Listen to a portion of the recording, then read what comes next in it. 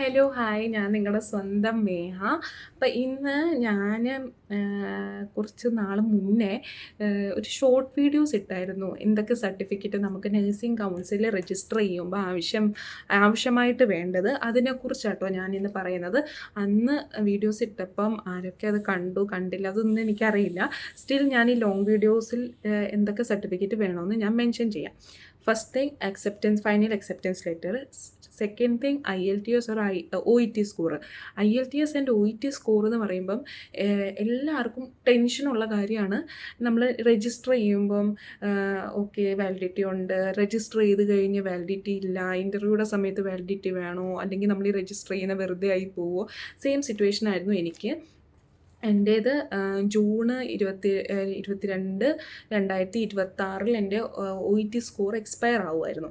അപ്പം ഞാനിങ്ങനെ ആൾക്കാരോട് ചോദിച്ചപ്പം കൊളീഗ്സിനോടായിക്കോട്ടെ കാണുന്നവരോടൊക്കെ ഞാനിങ്ങനെ ചോദിച്ചു എൻ്റെ സ്കോർ തീരാറായി, അപ്പം ഞാൻ എന്താ ചെയ്യണ്ടേ അങ്ങനെയൊക്കെ പറഞ്ഞപ്പോൾ ചിലവർ പറഞ്ഞു കാര്യമില്ല, ഇൻ്റർവ്യൂയുടെ സമയത്ത് സ്കോർ വേണം, പഠിച്ചിട്ട് കാര്യമില്ല അഡ്മിഷൻ ഇപ്പോൾ എടുത്തു കഴിഞ്ഞാൽ അത് സ്കോർ പിന്നെ എഴുതിയെടുക്കാൻ പാടായിരിക്കും, പിന്നെ നിൻ്റെ അത് വേസ്റ്റ്, അങ്ങനെ കുറേ അഭിപ്രായങ്ങൾ ഞാൻ കേട്ടു. അങ്ങനെ കേട്ടിരുന്നപ്പോഴാണ് എനിക്ക് തോന്നിയത് എന്തിന് നമ്മൾ ഇങ്ങനെ ടെൻഷൻ അടിക്കുന്നത്, നേരിട്ട് കൗൺസിലിൽ പോയി ചോദിക്കാം. അവർ നമ്മളോട് നല്ല രീതിയിലാണ് എല്ലാ കാര്യങ്ങളും മനസ്സിലാക്കി തരുന്നത്. എന്ത് സർട്ടിഫിക്കറ്റ് വേണം, എന്ത് വേണം, എങ്ങനെ വേണം, എല്ലാ കാര്യങ്ങളും. അപ്പം ഞാൻ അവരോട് എൻ്റെ കൺസേൺ പറഞ്ഞു. എൻ്റെ ജൂൺ 22 തീരുന്നത്. അപ്പം എനിക്ക് അഡ്മിഷൻ കിട്ടിയേക്കുന്നത് ജൂലൈയിലേക്കാണ്. അപ്പം ഞാൻ എന്താ ചെയ്യേണ്ടത് എനിക്കറിയത്തില്ല.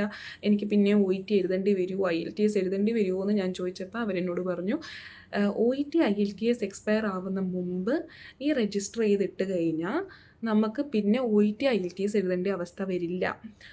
അപ്പോൾ ഞാൻ ചോദിച്ചു പറഞ്ഞ് ഇൻ്റർവ്യൂയുടെ സമയത്ത് വരില്ല, നമ്മുടെ OET IELTS സ്കോർ എക്സ്പയർ ആയിപ്പോയാലും കുഴപ്പമില്ല. അപ്പം അതൊരു വലിയ ആശ്വാസമായിരുന്നു എനിക്ക്. പിന്നെ ഞാനൊന്നും നോക്കിയില്ല, ഞാൻ പോയി അഡ്മിഷൻ എടുത്തു.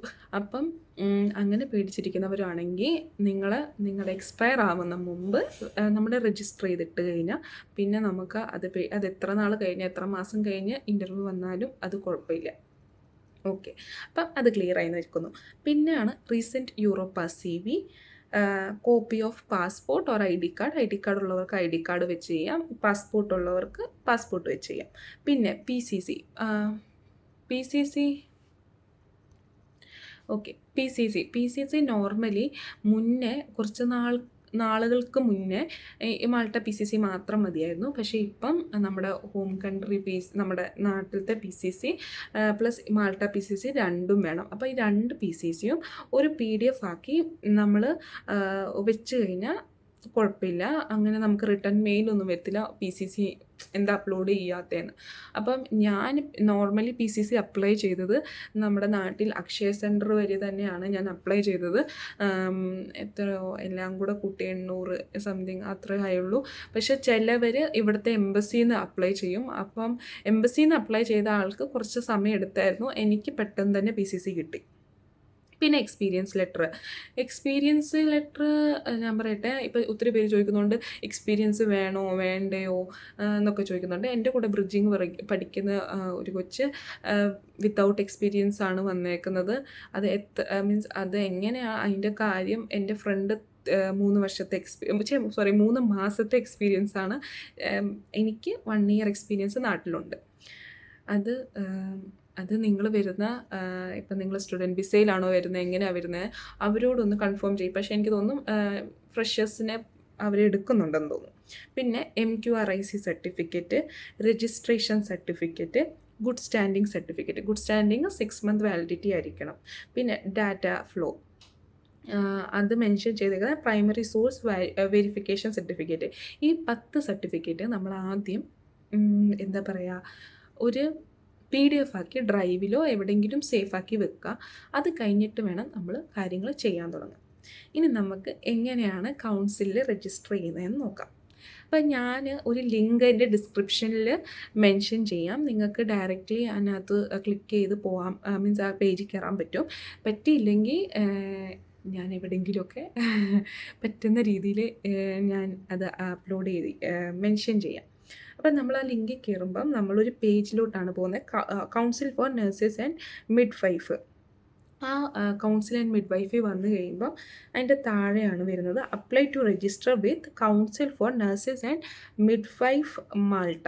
ഓക്കെ, അപ്പോൾ ആ പേജിൽ അവിടെ അപ്ലൈ ചെയ്യാം. അത് കഴിഞ്ഞ് എനിക്ക് EID ഉണ്ടായിരുന്നു. EID ഞാൻ നമുക്ക് ഡയറക്റ്റും ചെയ്യാമെന്ന് തോന്നുന്നു. ഞാൻ ID മാൾട്ടയിൽ പോയി എൻ്റെ EID ഓൾറെഡി പാസ്വേഡും എനിക്ക് മെയിൽ ഐഡിയും പാസ്വേഡും ഉണ്ടായിരുന്നു. അതുകൊണ്ട് എനിക്ക് ഒരു ബുദ്ധിമുട്ടും വന്നില്ല. എൻ്റെ ഓൾറെഡി എല്ലാ ഡീറ്റെയിൽസ്, എൻ്റെ ഫോട്ടോ, എൻ്റെ എല്ലാ കാര്യങ്ങളും അതിനകത്ത് അപ്ലോഡഡ് ആയിരുന്നു. എനിക്ക് ജസ്റ്റ് ഒന്ന് ചെക്ക് ചെയ്ത് വിട്ടാൽ മതിയായിരുന്നു. അപ്പം നിങ്ങൾക്ക് EID ചെയ്യാനാണെങ്കിൽ ഡയറക്റ്റ് ID മാൾട്ടയിൽ പോയി അവിടുത്തെ ഹെൽപ്പ് ഡെസ്കിൽ പറഞ്ഞാൽ മതി. അവർ വിത്തിൻ 5 or 10 മിനിറ്റ്സ് നമുക്ക് EID സെറ്റാക്കി തരും. അതല്ല, നിങ്ങൾക്ക് EID ഇല്ലാത്തവരാണെങ്കിൽ അതിൻ്റെ താഴെ ഒരു ഓപ്ഷൻ ഉണ്ട്, ഡോണ്ട് ഹാവ് എനി അക്കൗണ്ട്. പിന്നെ അതിൻ്റെ സൈഡിൽ സൈൻ ഇൻ പേജിൽ പോയി കഴിഞ്ഞാൽ നമുക്ക് ഡയറക്റ്റ്ലി പുതിയ ഒരു പേജ് തുടങ്ങി വരും.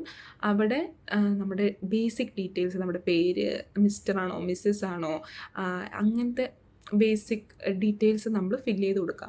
പിന്നെ അതിനകത്ത് നമ്മൾ ഓർത്ത് വെക്കേണ്ടത് നമ്മുടെ ഫോട്ടോ. അപ്പോൾ ഫോട്ടോ എപ്പോഴും 200x257 സൈസിൽ വേണം നമ്മൾ ഫോട്ടോ സെറ്റാക്കി വെക്കുക PDF ആയിട്ട്. പിന്നെ ചിന്തിക്കേണ്ടത് പിന്നെ നമ്മൾ അവിടെ സ്റ്റാർ ഇട്ട് ചിലതിനകത്ത് ഇപ്പം നെയിം ആയിക്കോട്ടെ, സർനെയിം ആയിക്കോട്ടെ, പിൻകോഡ് ആയിക്കോട്ടെ, നമ്മുടെ അഡ്രസ്സിൻ്റെ ഡീറ്റെയിൽസ് ആയിക്കോട്ടെ, അപ്പം ആ സ്റ്റാർ ഇട്ട് വെച്ചേക്കുന്ന ഡീറ്റെയിൽസ് എല്ലാം നമ്മൾ കൃത്യമായിട്ട് അത് ഫില്ല് ചെയ്ത് കൊടുക്കുക. അതായത് മിസ്റ്റേക്ക് ഒന്നും ചെയ്യാതിരിക്കുക. അത് ഫില്ല് ചെയ്യാതെ പോയി കഴിഞ്ഞാൽ അത് നെക്സ്റ്റ് പേജിലോട്ട് പോകത്തില്ല. അപ്പം അതൊക്കെ ഒന്ന് ഫില്ല് ചെയ്ത് കൊടുക്കുക. അതെല്ലാം EID ഉണ്ടെങ്കിൽ ഓൾറെഡി അതെല്ലാം ഫില്ലായിരിക്കും. ജസ്റ്റ് ഒന്ന് ക്രോസ് ചെക്ക് ചെയ്താൽ മതി. പിന്നെ അത് കഴിയുമ്പം വരുന്നതാണ് ക്വാളിഫിക്കേഷൻ്റെ നമ്മുടെ ക്വാളിഫിക്കേഷൻ സബ്മിറ്റ് ചെയ്യുന്നതാണ്. ക്വാളിഫിക്കേഷൻ ആൻഡ് സ്പെഷ്യാലിറ്റിക്കകത്ത് സബ്മിറ്റ് ആ ന്യൂ ആപ്ലിക്കേഷൻ വരും.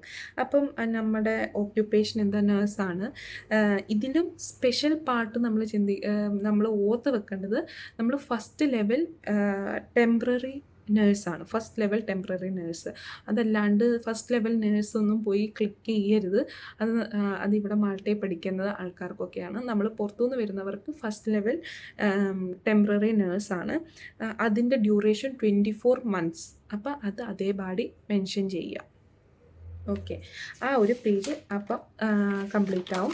പിന്നെ യൂണിവേഴ്സിറ്റിയുടെ ഡീറ്റെയിൽസ്, നമ്മൾ ഏത് യൂണിവേഴ്സിറ്റിയിലാണ് പഠിച്ചേക്കുന്നത്, ഏത് കാര്യങ്ങൾ, മീൻസ് യൂണിവേഴ്സിറ്റി. അപ്പം ഇൻ കേസ് അതിൻ്റെ താഴെ കുറേ യൂണിവേഴ്സിറ്റി താഴെ മെൻഷൻ ചെയ്തിട്ടുണ്ട്. പറ്റുവാണെങ്കിൽ ഞാൻ ഈ ഫോട്ടോസൊക്കെ അതിൻ്റെ കൂടെ തന്നെ ഇവിടെ ആഡ് ചെയ്യാം. അപ്പോൾ ആ യൂണിവേഴ്സിറ്റി മെൻഷൻ ചെയ്തേക്കുന്ന സ്ഥലത്ത് ഇപ്പം ഇൻ കേസ് എൻ്റെ യൂണിവേഴ്സിറ്റി ഇല്ലായിരുന്നു, അപ്പം ഞാൻ ഡയറക്റ്റ്ലി അത് ടൈപ്പ് ചെയ്യുമായിരുന്നു. അതിൻ്റെ ടൈപ്പ് ഓപ്ഷൻ ഉണ്ടെങ്കിൽ അതിൽ നിന്ന് സെലക്ട് ചെയ്യുക, ഇല്ലെങ്കിൽ ടൈപ്പ് ചെയ്ത് വിടുക. ആ ഒരു സംഭവം സെറ്റായി. പിന്നെ നമുക്ക് വരുന്നത് ഫസ്റ്റ് രജിസ്ട്രേഷൻ. അതിൻ്റെ ഫസ്റ്റ് രജിസ്ട്രേഷൻ ഡേറ്റ്, നമ്മുടെ രജിസ്ട്രേഷൻ സർട്ടിഫിക്കറ്റിലെ ഡേറ്റും അതിൻ്റെ നമ്പറും അതൊക്കെ നമുക്ക് വായിച്ചാൽ മനസ്സിലാവുന്നതായി. പിന്നെ സ്റ്റാർ ഇട്ടേക്കുന്ന ഒക്കെ മെൻഷൻ ചെയ്ത് പോവുക.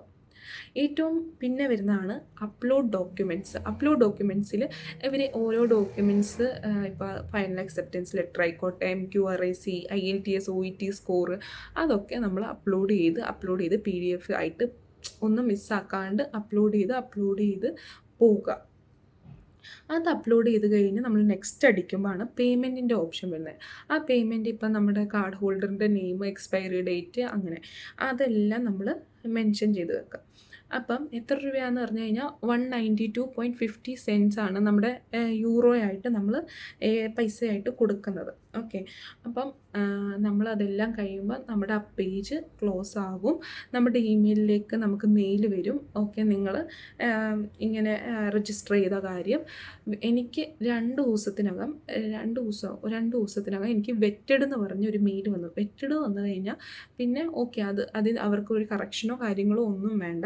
നമ്മുടെ ഓൾറെഡി അവിടെ ആയിട്ടുണ്ട്. ഇനി അവർ ഇൻ്റർവ്യൂവിന് വേണ്ടി നമ്മളെ വിളിക്കും. ഓക്കെ. ഇൻ കേസ് നിങ്ങൾക്ക് ഇപ്പം എന്താ പറയുക, എൻ്റെ ഒരു കൊളീഗിന് 2 തവണ പേയ്മെൻറ്റ് പോയി. 2 തവണ പേയ്മെൻറ്റ് പോയി. പോയപ്പം ആൾ ഡയറക്റ്റ് കൗൺസിലിൽ പോയി. അവർ പൈസ റിട്ടേൺ ചെയ്തു. അങ്ങനെ എന്തെങ്കിലും ഇഷ്യൂ ഉണ്ടെങ്കിൽ, ഇപ്പോൾ സർട്ടിഫിക്കറ്റിന് ഇഷ്യൂ ഉണ്ട്, ഇപ്പോൾ PCC ഒരാളുടെ PCC കംപ്ലീറ്റ് അല്ലായിരുന്നു, ഇവിടുത്തെ PCC മാത്രമേ ഉള്ളായിരുന്നു. ഉടനെ അവരെന്ത് ചെയ്തു, ആ മെയിൽ അയച്ചു നാട്ടിലത്തെ PCCയും കൂടെ അപ്ലോഡ് ചെയ്യാൻ. അപ്പോൾ ആ PCCയും കൂടെ അപ്ലോഡ് ചെയ്തപ്പോൾ ആൾക്കും പറ്റിയിടുന്ന് പറഞ്ഞു വരും. എന്തെങ്കിലും നമ്മുടെ ഇന്ന കറക്ഷൻ ഉണ്ടെങ്കിൽ അവർ നമുക്ക് മെയിൽ അയക്കും. ഈ ഡോക്യുമെൻറ്റ്സ് ഇല്ല, ആ കാര്യങ്ങളില്ല, അതല്ല നമ്മുടെ എല്ലാം ശരിയാണ്, ഓക്കെ ആണെങ്കിൽ വെറ്റിടുന്ന് പറഞ്ഞ് ഓപ്ഷൻ വരും. പിന്നെ കുറച്ച് നാൾ കഴിഞ്ഞ്, എത്ര നാൾ എന്ന് പറയാൻ പറ്റില്ല, ഇപ്പോൾ കുറച്ച് ഡിലേ ആണ്, പക്ഷേ കുറച്ച് നാൾ കഴിയുമ്പോൾ നമുക്ക് ഇൻ്റർവ്യൂയുടെ ഡേറ്റ് വരും. അപ്പം അത്യാവശ്യം എല്ലാവർക്കും മനസ്സിലായെന്ന് തോന്നുന്നു. പറ്റുന്ന പോലെ എനിക്ക് ഞാൻ സ്ക്രീൻഷോട്ട് എടുത്ത എല്ലാ പിക്ചേഴ്സും ഞാൻ ഈ സൈഡിൽ എവിടെയെങ്കിലുമൊക്കെ മെൻഷൻ ചെയ്യാം. അപ്പം എൻ്റെ യൂട്യൂബ് ചാനൽ സബ്സ്ക്രൈബ് ചെയ്യുക, ലൈക്ക് ചെയ്യുക, കമൻറ്റ് ചെയ്യുക. എവിടെയെങ്കിലും വെച്ച് കാണുവാണെങ്കിൽ എന്നോട് വന്ന് മിണ്ടുക. അപ്പം ശരി, ടാറ്റ, ബൈ ബൈ.